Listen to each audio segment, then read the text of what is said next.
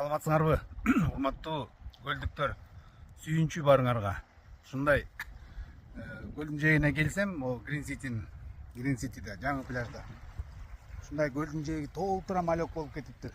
Бул айланайын бир билбейм канча жыл биз баягы көлдүн жээгинде эле толуп өстүк, бирок ушунча балыкты биз көргөн эмеспиз. Ушунча малекторду бир 40-50 жыл дебей эле коеюн. Азыр бул жерде бир баягы эски орус абышка менен сүйлөшсөм, вообще эч ким көрбөптүр да мындайды. Мынча көп скопление балыкты.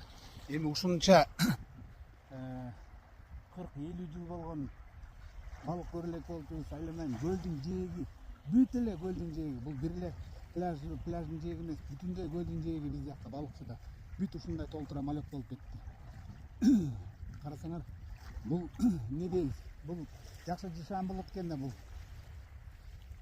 көлдө балык көбөйсө бир чоң жакшылыктар Кыргызстан үчүн, ысык көлүбүз үчүн чоң бир жакшылыктарды алып келет деп, мындай жакшылыкка жорулган бир жакшы нерсе экен да. Карагылачы бул балыктарды, малектор чоңоюп калыптыр. Эми ушул балыктарга көлгө мораторий киргизген биздин президентибиз Садыр Нуркожоевичка чоң рахмат. Ишине ийгилик өмүрлүк болсун. Мындай көрүнүштү айтып атпаймынбы, 40-50 жылдан бери вообще эле эч ким көрбөсө керек мындай.